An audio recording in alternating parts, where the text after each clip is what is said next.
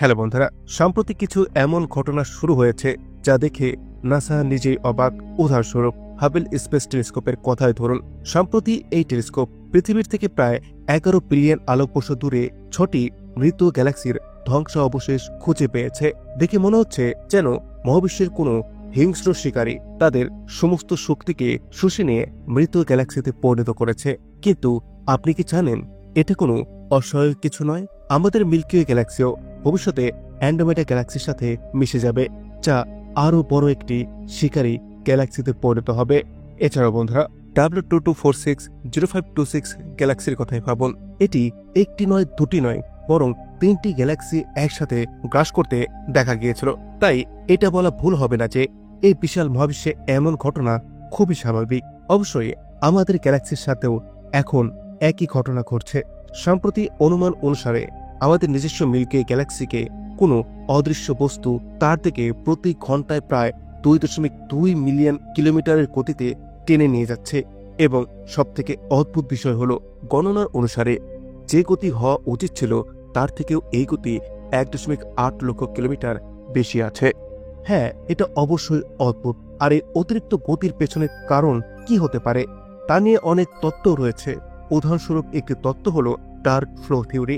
এই তত্ত্বটি dark flow নামের একটি রহস্যময় ঘটনা নিয়ে কথা বলে, যা একটি প্রবাহ এবং এর সাথে সমস্ত গ্যালাক্সিকে টেনে নিয়ে যাচ্ছে। এটি এমন একটি প্রবাহ যার মহাকর্ষীয় টানের কোনো উৎসকে দেখা যায় না। তাহলে এটাই কি সেই ডার্ক ফ্লো যা 6টি গ্যালাক্সির শিকার করার পর এখন মিল্কি ওয়েকে তার পেটের মধ্যে নিয়ে গ্রাস করতে চাইছে? বন্ধুরা, গ্রাস করা বা খাওয়া শব্দের সংজ্ঞা অনুসারে এর আক্ষরিক অর্থ হলো ধীরে ধীরে ধ্বংসের কারণ হয়ে কোনো কিছুকে প্রভাবিত করা। যদি এই সংজ্ঞা অনুসারে দেখা হয় তাহলে উত্তর হলো হ্যাঁ। যদি এখনকার কথা বলি, মিল্কি ওয়েকে নিরাপদ মনে হচ্ছে, কিন্তু এর ভেতরে এবং এর আশেপাশে যে অদ্ভুত ঘটনাগুলো ঘটছে তা থেকে এটাও বলা যায় যে মিল্কি ওয়ে তার ধ্বংসের পথে এগোচ্ছে। 2020 সালে যখন সিডনি বিশ্ববিদ্যালয়ের একজন পদার্থবিদ্যার পিএইচডি ছাত্র জিটিং ওয়াং অস্ট্রেলিয়ার এসকেপ রেডিও টেলিস্কোপের ডেটা শ্রেণীবদ্ধ করছিলেন, তখন তিনি দেখতে পান যে তিনি মোট 2 মিলিয়ন বস্তুর রেডিও সংকেত শনাক্ত করেছেন, যার মধ্যে একটির উৎসের কোনো হদিশ ছিল না। এরপর তিনি দৃশ্যতই সেই বস্তুকে চিহ্নিত করার চেষ্টা করেন, কিন্তু এক্স রে, দৃশ্যমান আলো বা ইনফ্রারেড স্পেকট্রাম কোনোটিতেই এটিকে দেখা যায়নি। আর এই সব কিছুই ঘটেছে আমাদের গ্যালাক্সির একেবারে কেন্দ্রে। এবার আমরা মিল্কি ওয়ের কেন্দ্রের দিকে আরও এগিয়ে যাওয়ার চেষ্টা করি। মিল্কি ওয়েতেই দ্য জোন অফ অ্যাভয়েডেন্স নামের একটি অঞ্চল আছে, যা ঘন গ্যাস এবং ধুলোয় পূর্ণ। এটি দৃশ্যমান আলোকে এর মধ্য দিয়ে যেতে দেয় না, যার কারণে মহাবিশ্বের এই কোণে ঘটে যাওয়া ঘটনাগুলো আমাদের চোখ থেকে বেশিরভাগ সময় আড়াল হয়ে থাকে। উদাহরণস্বরূপ, দীর্ঘকাল ধরেই বিজ্ঞানীরা মনে করতেন যে আমাদের গ্যালাক্সি কেবল মহাবিশ্বের প্রসারণের কারণে সরে যাচ্ছে। এখন সম্প্রতি এক্স রে এবং রেডিও পর্যবেক্ষণ থেকে স্পষ্টভাবে আমরা এটি বুঝতে পারছি যে আমাদের কিছু গ্যালাক্সি এবং প্রতিবেশী গ্যালাক্সি সহকারে মহাকর্ষের একটি অজানা উৎস আমাদের সবাইকে তার দিকে টেনে নিয়ে যাচ্ছে। এবং যেমনটা আমি আগেই বলেছি, সেই উৎস ঠিক কি তা আমরা এখনো জানি না। প্রকৃতপক্ষে এই কারণেই পুরো অঞ্চলটি একটি সাধারণ নাম দেওয়া হয়েছে, আর সেটি হচ্ছে দ্য গ্রেট অ্যাট্রাক্টর। কিন্তু আমি আপনাদের বলে রাখি, অ্যাস্ট্রোনমাররা এখনো এই অঞ্চলের মহাকর্ষের যে উৎস সেটাকে চিহ্নিত করার প্রচেষ্টা চালিয়ে যাচ্ছেন। উদাহরণস্বরূপ, যখনই আমরা আমাদের মিল্কি এবং অ্যান্ড্রোমেডা গ্যালাক্সিকে পর্যবেক্ষণ করি এবং তার মুভমেন্টকে দেখি, তখন আমরা দেখতে পাই যে এই সমস্ত গ্যালাক্সিগুলো ভার্গো ক্লাস্টারের দিকে মুভ করে যাচ্ছে। কিন্তু যখনই আমরা সেগুলোকে আরো গভীরভাবে অধ্যয়ন করি, তখন আমরা দেখতে পাই যে ভার্গো ক্লাস্টার নিজেই তো লানিয়াকিয়া সুপার ক্লাস্টারের কেন্দ্রের দিকে মুভ করে যাচ্ছে। অবভিয়াসলি আর এই সময়ে সবাই এটাই ভাববে যে লানিয়াকিয়া সুপার ক্লাস্টারের কেন্দ্রে কোনো অদ্ভুত রহস্যময় গ্রেট অ্যাট্রাক্টর রয়েছে, যে নিজে এই সমস্ত সকল গ্যালাক্সিকে তার দিকে টেনে নিয়ে যাচ্ছে। কিন্তু এখানেই ভুল। লানিয়াকিয়ার গ্রেট অ্যাট্রাক্টরের কেন্দ্রে কেবল একটি বিশাল কাঠামো বিদ্যমান, যার নাম দ্য নর্মা ক্লাস্টার, যা প্রায় কয়েকশো গ্যালাক্সির মতো ভারী। আমি জানি এটা কিছুটা বিভ্রান্তকর, কারণ মহাবিশ্বের অনেক জায়গায় আমরা দেখতে পাই যে কিছু গ্যালাক্সি একে অপরকে গ্রাস করছে, আবার কখনো কৃষ্ণ গহ্বর নিজেরাই নক্ষত্রগুলোকে বের করে দিচ্ছে।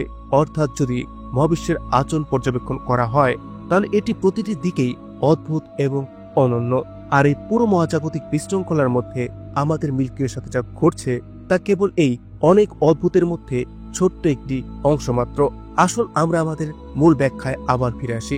আমরা মূলত তা গ্রেট অ্যাডাক্টার এবং তার কেন্দ্রে অবস্থিত নর্মা ক্লাস্টারকে সমস্ত মহাকর্ষ টানের উৎস বলে মনে করতাম, কিন্তু এখন দেখা গেছে যে পুরো গ্রেট অ্যাডাক্টার অঞ্চলটি নর্মা ক্লাস্টার সহ এত বিশাল ভর ধারণ করে না যে এটি লানিয়াকিয়া সুপার ক্লাস্টারের সমস্ত গ্যালাক্সিকে নিজের দিকে টানতে পারবে।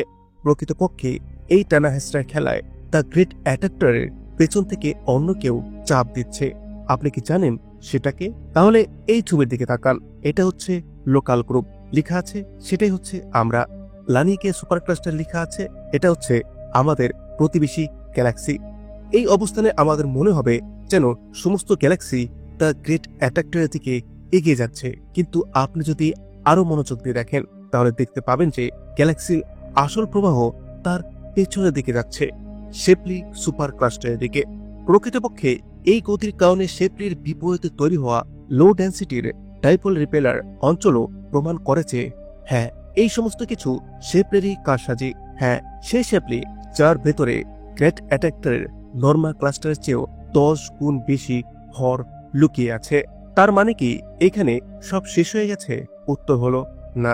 শেপলি সুপার ক্লাস্টার প্রায় সব দিক থেকেই গ্যালাক্সি ভক্ষক সেই হাইপোথেটিক্যাল বস্তুর বর্ণনার সাথে মিলে যায় যার সন্ধান আমরা করছি, কিন্তু এর বিপরীতে কিছু প্যারামিটার এমনও আছে যেগুলো ফিট হচ্ছে না। উদাহরণস্বরূপ, যেমনটি আমি আগেই বলেছি, আমাদের মিল্কে স্বাভাবিকের চেয়ে প্রতি ঘন্টায় প্রায় 1.8 লক্ষ কিলোমিটার বেশি গতিতে এগিয়ে যাচ্ছে, কিন্তু গ্রেট অ্যাডাক্টারের মহাকর্ষ, পাশের ভারু ক্লাস্টারের মহাকর্ষ, মহাবিশ্বের প্রসারণ এবং এখন শেপলির মহাকর্ষ, এই সব কিছু যোগ করার পরও মিল্কির যে মোট গতি সেটার ব্যাখ্যা করা যাচ্ছে না। কিছু পরিমাণ ভর এখনো অনুপস্থিত। সম্ভবত এই কারণেই শেপলিরও বাইরে কিছু অবশ্যই আছে। আপনি বুঝতে পারছেন না যে এমন উপসংহার কেন এলো? দেখুন বন্ধুরা, অস্ট্রেলিয়ায় অবস্থিত পার্স রেডিও টেলিস্কোপের সাহায্যে অ্যাস্ট্রোনমাররা সম্প্রতি 883টি গ্যালাক্সিকে শনাক্ত করেছেন, কিন্তু আশ্চর্যজনকভাবে আমাদের থেকে মাত্র 250 মিলিয়ন আলোকবর্ষ দূরে থাকা সত্ত্বেও তাদের মধ্যে অন্তত 1/3 গ্যালাক্সি আমাদের কাছে সম্পূর্ণ নতুন ছিল। এখন এমনটা কেন? উত্তর একদম সোজা, দ্য জোন অফ অ্যাভয়েডেন্স। যেমনটা আমি আগেও বলেছি, মিল্কিওয়ের জোন অফ অ্যাভয়েডেন্স অঞ্চলটি আমাদের দেখার একটি বিশাল অংশকে অবরুদ্ধ করে দেয়, যার কারণে সেই দিকে এমন অনেক কিছু আছে যা আমাদের চোখের সামনে কখনোই আসে না। এবং মনে রাখবেন, এই অবস্থা তখন যখন আমরা আজ 13.5 বিলিয়ন আলোকবর্ষ দূরে থাকা HD1 গ্যালাক্সিকেও স্পষ্টভাবে দেখার ক্ষমতা রাখি। এর মানে হলো আমাদের আশেপাশে কত কিছু সম্পর্কে আমাদের এখনো পর্যন্ত তেমন ধারণাই নেই। যখন তারা তাদের মহাকর্ষের মাধ্যমে আমাদের মিল্কি আর তার ভেতরের সমস্ত সিস্টেমকে প্রবাহিত করতে পারে। তাহলে বন্ধুরা, এর মানে কি দাঁড়ালো? এই যে অতিরিক্ত গতি যা আমরা দেখতে পাচ্ছি তাকে এই লুকোনো গ্যালাক্সির উপহার? একেবারে নয়। আমি এখানে বলতে চাচ্ছি, যদি কয়েকশোর পরিবর্তে হাজার হাজার বড় গ্যালাক্সি একসাথে মিলে মিল্কিওয়েকে প্রভাবিত করত তাহলে এমনটা সম্ভব ছিল, কিন্তু বর্তমানে শেপলি, গ্রেট অ্যাডাক্টার এবং আমাদের চারপাশের অন্যান্য ছোট বড় গ্যালাক্সি ক্লাস্টারগুলোকে বাদ দিলে এই পরিমাণ প্রভাবশালী মহাকর্ষ কেবল একটি জিনিসের মধ্যেই দেখা যায়, আর সেটা হচ্ছে দ্য নিউলি ডিসকভার্ড ভেলা সুপার ক্লাস্টার।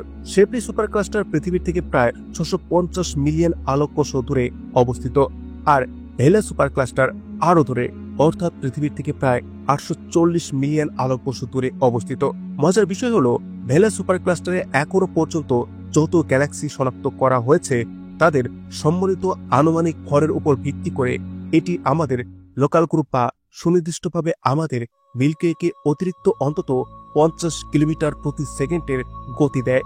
এখন কেউ অনুমান করতে চান কি কিলোমিটার প্রতি সেকেন্ডকে কিলোমিটার প্রতি ঘন্টা রূপান্তর করলে এর মান কত হয়? হ্যাঁ, 1.8 লক্ষ কিলোমিটার প্রতি ঘন্টা, অর্থাৎ ঠিক সেই পরিমাণ যা এতদিন ছবির মধ্যে অনুপস্থিত ছিল।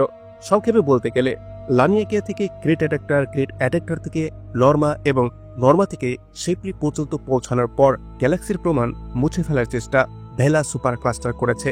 কিন্তু এটা কি সত্যি? আমি বলতে চাচ্ছি হ্যাঁ, ভেলা সুপার ক্লাস্টার আমাদের সমস্ত গণনাকে পূর্ণ করে, কিন্তু এই সময়ে আমরা সবেমাত্র এটিকে আবিষ্কার করেছি এবং এই কারণে এর সঠিক আকার আমরা এখনো জানি না। এর মানে হলো যে সমস্ত গণনা আনুমানিক মানের উপরে ভিত্তি করে করা হয়েছে এবং এই কারণে অ্যাস্ট্রোনমাররা এখনো ডার্ক ফোর সম্ভাবনাকে জীবিত রেখেছেন। প্রকৃতপক্ষে আমাদের নিজস্ব মিল্কি ওয়ে ছাড়া কিছু গ্যালাক্সি এমনও আছে যাদের গতি তাদের আশেপাশের গ্যালাক্সি ক্লাস্টারের সাথে মেলাতে সমস্যা হচ্ছে। তারা এমন আচরণ করছে যেন কোনো সুপার ক্লাস্টার তাদের মহাকর্ষ দিয়ে টানছে, কিন্তু যখন আপনি দেখবেন সেখানে কোনো কিছুই নেই। প্রকৃতপক্ষে সম্প্রতি যখন নাসার গোডার্ড স্পেস ফ্লাইট সেন্টারের অ্যাস্ট্রোনমাররা প্রায় 5 বছর ধরে 1000 ক্লাস্টারকে অবিচ্ছেদ্যভাবে বিশ্লেষণ করেন, তখন তারা দেখতে পান যে মহাবিশ্বে প্রায় 2.5 বিলিয়ন আলোকবর্ষ দূর পর্যন্ত গভীর ট্র্যাকিং করার পরও কিছু গ্যালাক্সির গতির দিক কোনো বিশাল ক্লাস্টারের মহাকর্ষের সাথে মেলে না। এই ধরনের গ্যালাক্সিগুলোকে প্রথমে গ্রেট অ্যাট্রাক্টরের দিকে চলে যেতে দেখা যায়, কিন্তু তারপর হঠাৎ করে হাইড্রা সেন্টারাস কনস্টেলেশনের দিকে তাদের পথ পরিবর্তন করে। এর মানে এরা ঠিক কোন দিকে মুখ করছে সেটা কেউ জানে না। এটি অবশ্য এক ধরনের ম্যানকোয়েস বায়াস হতে পারে, যেখানে আমরা ভুলবশত উজ্জ্বল গ্যালাক্সিগুলোকে কাছাকাছি এবং অনুজ্জ্বল গ্যালাক্সিকে দূরে ধরে নিয়ে তাদের গতিবিধির পর্যবেক্ষণ করার ক্ষেত্রে ভুল করছি। যদি এই সমস্ত কিছু পর্যবেক্ষণের ত্রুটি হয়, তাহলে এমনও হতে পারে যে এই সমস্ত গ্যালাক্সি কোনো বস্তুর দ্বারা খাওয়াই হচ্ছে না।